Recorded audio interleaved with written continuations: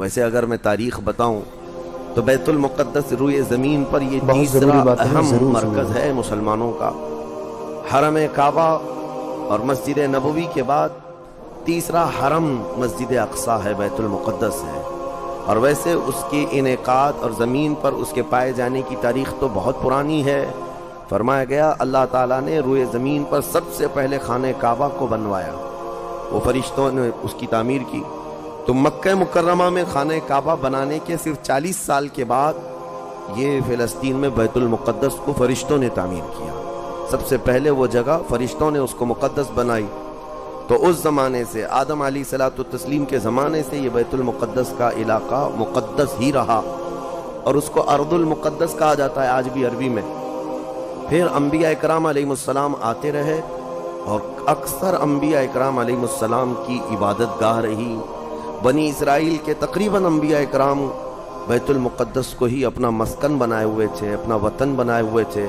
جتنے انبیاء اکرام کا ذکر کروں، تقریباً 30,000 انبیاء اکرام آج بیت المقدس کے ارد گرد دفن ہیں. 30,000 انبیاء اکرام علیہ السلام. اولو العزم پیغمبروں میں حضرت سیدنا ابراہیم علیہ السلام وہیں پر ہیں، آپ کے بیٹے حضرت اسحاق علیہ السلام وہیں ہیں، ان کے بیٹے حضرت یعقوب علیہ السلام وہیں ہیں، پھر موسیٰ علیہ السلام وہیں ہیں، اور اس کے علاوہ زکریا علیہ السلام، داؤد علیہ السلام، سلیمان علیہ السلام، جلیل القدر انبیاء کرام سب بیت المقدس میں ہیں. تو یہ بیت المقدس اس لیے بھی اہمیت کا حامل ہے کہ مسلمانوں سے پہلے یعنی انبیاء کرام علیہ السلام کے دور میں یہ مرکز رہا، قبلہ رہا اکثر امتوں کا. تو یہودی جو ہے چونکہ ان انبیاء کرام کے فالوورز میں آتے ہیں، حضرت ابراہیم علیہ السلام کے، حضرت اسحاق اور حضرت یعقوب علیہ السلام کے، تو ان کے لیے بھی یہ مقدس تھا. اور پھر مزے کی بات یہ ہے کہ حضرت بی بی مریم کی ساری تربیت جو ہے بیت المقدس کے اندر ہوئی، جیسے کہ آپ نے تفسیر میں سماعت کیا ہوگا. اور پھر جب وہ جوان ہوئی تو حضرت عیسیٰ علیہ السلام کی ولادت بھی بیت المقدس سے قریب میں ہوئی ہے. حضرت عیسیٰ علیہ السلام پیدا وہاں ہوئے، اور حضرت عیسیٰ علیہ السلام نے بھی تبلیغ کا مرکز اسی کو بنایا، بیت المقدس کو بنایا. تو دنیا کے پرانے مذاہب میں، پرانے دین میں یہودیت جو ہے ان کے لیے بھی وہ مقدس ہے، عیسائی جو ہیں ان کے لیے بھی وہ مقدس ہے. پھر اسلام کے لیے اس لیے بھی مقدس ہے کہ اصل ابراہیم علیہ السلام کے دین پر اب نہ یہودی باقی رہے نہ عیسائی باقی رہے، بلکہ صرف مسلمان باقی رہے. کیونکہ ابراہیم علیہ السلام نے شرک اور کفر کی تعلیم نہیں دی تھی، وہ تنہا اللہ رب العزت کے موحد تھے. اللہ کی وحدانیت انہوں نے اس وقت پھیلائی، اور اس دین پر آج کوئی قائم ہے تو وہ مسلمان ہے. تو انبیاء اکرام علیہ السلام کے وارثین بھی یہ امت محمدیہ ہیں پچھلے انبیاء کے. اور اس کے علاوہ ایک عظمت والی چیز یہ ہے کہ جب میرے آقا صلی اللہ تعالیٰ علیہ وسلم اعلان نبوت فرمائے اور تقریباً نمازیں فرض ہوئیں، تو نمازوں میں بھی تقریباً 17 مہینے تک حضور صلی اللہ علیہ وسلم اور صحابہ نے بیت المقدس کی طرف منہ کر کے نمازیں ادا کی.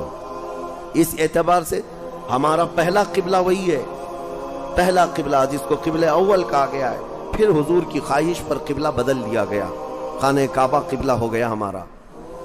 اور ایک بڑی اہمیت اس بیت المقدس کی یہ بھی ہے کہ جب نبی اکرم صلی اللہ تعالیٰ علیہ وسلم معراج کی شب تشریف لے جا رہے تھے رب ذوالجلال کی ملاقات کے لیے، تو جبرائیل امین کے نے براق کی سواری کو حرم سے لے کر سب سے پہلے جہاں پر اتارا تھا وہ بیت المقدس ہے.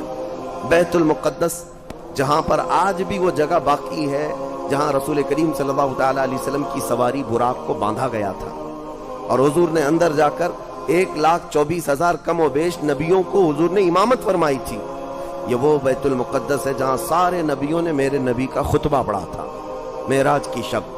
اور اس کے بعد رسول اقدس صلی اللہ تعالیٰ علیہ وسلم وہاں سے آسمانوں کا سفر کیے.